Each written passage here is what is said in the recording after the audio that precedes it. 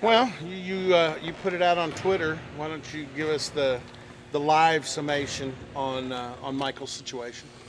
We got to the point that we've been waiting for was to get through the legal process and everything that he had to take care of in that regard, and he did.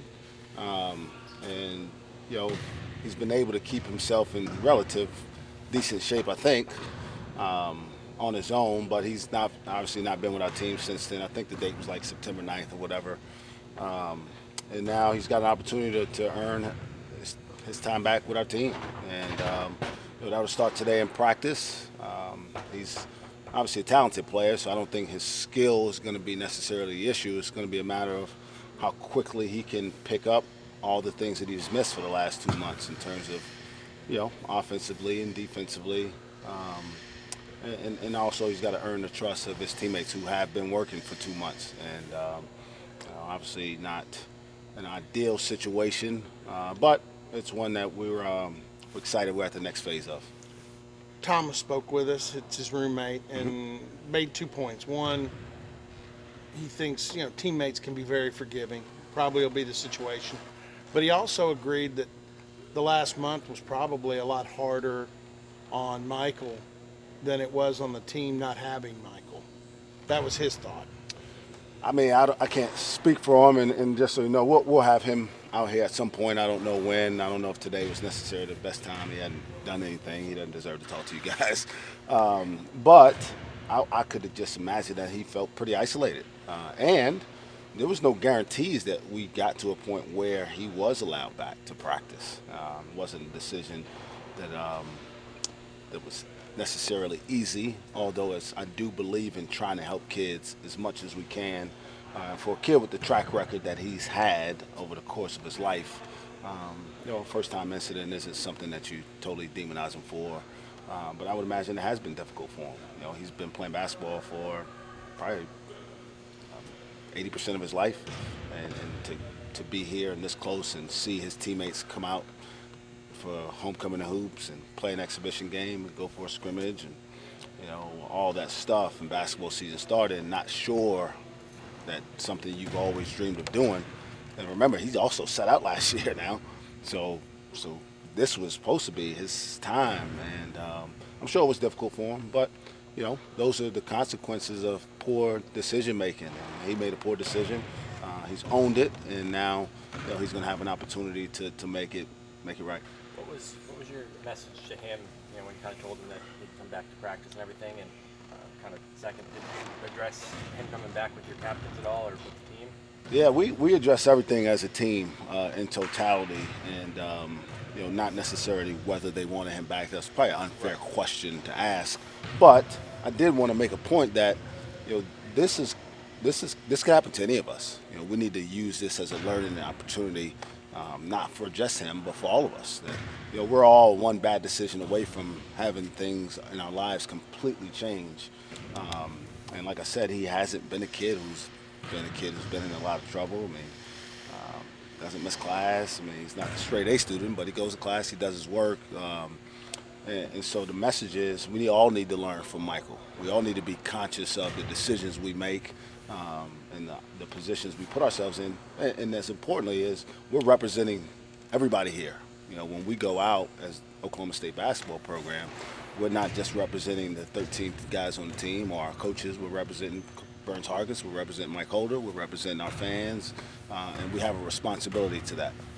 You kind of touched on this. You've got those four pillars, and his actions in some way or another went against those. Mm-hmm. How do you balance establishing this is what this program is about with giving him a second chance? Yeah, I mean that's part of this process, and as a college basketball coach, I've said this before. My job is to try to help these kids be better, and I'll be the first one to tell you if this was a pattern of behavior, we wouldn't be having this conversation. And I think everybody can, if we're honest, I've tried to handle those situations very openly and honestly. We've had a couple kids before who it wasn't like the day we made that decision that was the first time those kids had had some issues. They had been suspended. And so you get to a point where you keep saying, hey, these are the things that we're about. as a program. And although we care about you individually, we can't let those things start to fracture, because then we can't have a program that's well respected by the group. And so you don't, again, you make it a point that, hey, this can't happen again. And Michael knows that he doesn't have a second opportunity to screw up. If he does anything close to what he did, he won't have another opportunity with our program. And so that's the message. Hey, you got another chance by grace, and now's the chance to do the right thing with that second chance. Thomas and Lindy both mentioned he's a pretty high energy practice player. Was that noticeable yesterday? Yeah, he's a different kind of athlete. It was noticeable all year last year. I mean, there were times where he dominated practices on a pretty veteran team last year because of the way he approaches it. And so I'm excited to now see how that affects the rest of the parts. I think he'll be a great help to Isaac Likely, who, last week with Chico out, he was going against me in practice. Probably not ideal for his development. So, being out there against Michael Weathers will give him a different kind of challenge, someone who can push him athletically in ways that I can't. I can push him psychologically, but athletically, no. In your defense, he played pretty good in the exhibition, so you must have done something right. Yeah, a little bit. I mean, we'll keep the tapes for now. We'll hold on to those. Coming off the exhibition into practices this week, I mean, I heard, I watched it and heard your comments afterwards. Love the effort. Mm-hmm. If this is the way we're executing in January, we're in trouble. Yeah, I mean, we had 21 turnovers against a team that doesn't necessarily pressure you defensively. So that's an area of small concern because it happened, right? What you have to do is go watch the film, which we did on Monday, and figure out why, how to avoid them moving forward, and then you got to make corrective action so that those things don't continue to happen. And especially with a young team, you expect that. A lot of nerves, guys trying to make plays. That Isaac missed a layup. I mean, he's probably made that layup 5,000 times in his life. And that's the product of being out there for the first time in front of people. And, we kicked the ball around a little bit, but that's not unusual for an exhibition game. When you make a schedule, you kind of know what you're going to get, but this would look like a perfect situation. They're young, going to start 3 freshmen, it looks like. You've got a young team that this kind of an even up situation Saturday from a veteran experience standpoint. They've played a game. They're at home. They have a couple advantages in that regard, but we put the schedule together challenging ourselves, and we want to make sure that we're putting our team in position to continue to grow. We want to be playing our best basketball in January, February, and hopefully late in March. And so this is the start. You usually wouldn't take a young team like this on the road for their first game, but I thought it was a great opportunity to tell them, hey, we're not going to back down from any kind of challenge, no matter how big or small. And we don't get to decide that we're not going to Lawrence this year because we're young. We got to go. We got to be ready to play when we get there. And the same in Morgantown, and the same in Austin, and the same in Manhattan, who will all be really, really talented teams. So this will be a great challenge for those guys to step up and learn what it's like to come together on the road and try to win. And I don't know what type of environment they'll have, but I'm sure there's excitement around their program with a new coach, new voice, new energy. And so I'm excited to see how we respond to it. How helpful is the fact that they played a game for you, given that they have a new coach and you really didn't have a whole lot of idea what they were coming out with? Yeah, I mean, you're guessing before that the people he worked for, the programs he's been around, what type of system he'll run. But you don't know until you see him play the other day and kind of confirm some things. But in a lot of ways, he plays different offensively than they did at Virginia. Now, again, offense in my philosophy is personnel driven anyway. So I wouldn't think he'd be able to play the same exact way until he recruits the type of guys he wants. So it helps us in the sense that they've played and we know with a game on the line that really counts what they like to do. What helps them is that they've had those nerves. They had that game where they missed a ton of shots because they were tight. So they'll probably play a little bit more relaxed to start the game at least than we will Saturday. Do you think you'll get Mike Cunningham back for Sunday? I don't know. I don't want to say too early. We're still kind of taking it slow. We want to make sure that he's as close to 100% as possible. He was out in practice a little bit yesterday. He's going to go again today, and I couldn't play him last week because he didn't practice and we didn't put him out there. But having him practice gives me more hope that maybe he's getting closer to being able to play in the game. You mentioned knowing what they like to do. It seemed like a lot of John Davis. Are you confident in regards to being able to handle him? Absolutely. I'm very confident in our guys, and I don't know if there'll be a guy that you can ask that question about that I won't feel we can figure something out against. He's obviously a really dynamic player, and he's going to score because he's going to get a lot of opportunities. He's going to have the ball in his hands. He's going to play 35 to 40 minutes.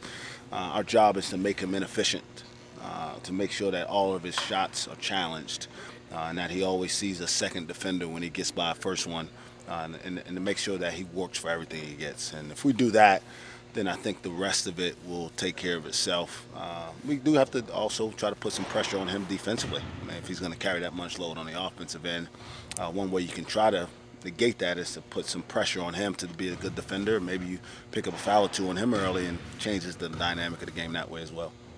Filled out the form, tried to get Curtis eligible a semester early. Was that disappointing for him that it didn't go through, or was it almost kind of expected at that point? No, I mean, you don't know. I mean, we don't necessarily have a reason why he didn't. And we've seen some get approved that certainly made sense, were clear, and some of them you just kind of like, how did that happen? And it is what it is. We don't have them. We'll prepare for our games until we get them back. So with that, Lindy had to play some point guard in the exhibition. Just how valuable is his versatility? It's unbelievably valuable. And he's worked at it. We practice him there. But we ask all of our guys to be able to do multiple things out here. I had Trey Reeves playing a point and shoot around the other day, and that wasn't a good idea, so we probably won't see that. Probably too small a sample size, but in the exhibition, you ran a little 2-3 coming off out of bounds sets. Last year, you ran more of a 3-2, sometimes if you were in a zone, or maybe a 1-2-2. What kind of went into that? Is that personnel driven? We got a different team. As you see, we're not as thin on the front line. We got multiple guys, and we got a little bit more length across the board. When you talk about Duncan and Mo being your forwards, and not just Cam, and then Lindy was pretty much our backup four-man last year. So we got a little bit more length, so we can cover more ground that way. And in the 3-2, you cover more on the perimeter, and we had young Kuba in there who could kind of take up a little bit more space. So we'll use both of them a little bit, but we hadn't seen that, so wanted to have some tape for myself to kind of go back and evaluate. So I asked Lindy the same thing. Last year, y'all were projected to finish last in the Big 12. It's easy to say y'all exceeded those expectations, and this year it's the same thing. You're projected to finish last. What's your message to the people behind those votes? I don't have a message to them. They have a job to do. This is a really hard league. I mean, so I get it. I mean, there's some really good coaches and really good players, and one day we'll get better. What should the expectations be for this team? I don't know.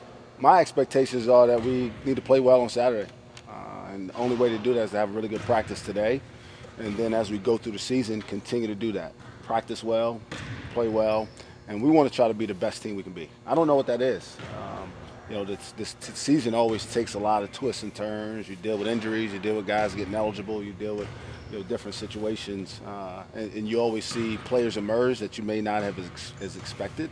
I don't think a lot of people expected Kendall Smith to have the type of impact he had on our program last year, but he was a tough gamer, man. Our biggest games, he played tremendously, and Mitchell Somlin emerged. I mean, I remember here, and I told this story to a bunch of donors about a month ago.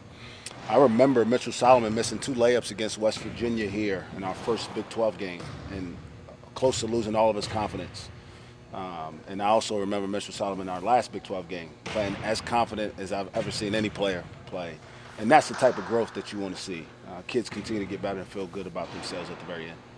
One of Mike's requirements from the court was 100 hours community service, and he'd already gotten that done. What does that kind of say about his dedication? I don't want to overstate it. I think he took it very seriously, first of all. I think pretty quickly he realized that he made a big mistake. And he was going to do everything possible to win back, the grace of the people who are decision makers around here. And he did that. And I think actually he went well over 100. So that shows that it mattered. It wasn't something that he took for granted. He didn't act like, it wasn't a big deal. It was a big deal. And he knew that, in a lot of ways, he kind of gave up his ability to control his own fate. And so I'm proud that he took it seriously and did those things with as much diligence as he did. But that was required of him. And so in some ways, he doesn't get too much of a pat on the back because he's also the one who put himself in that situation.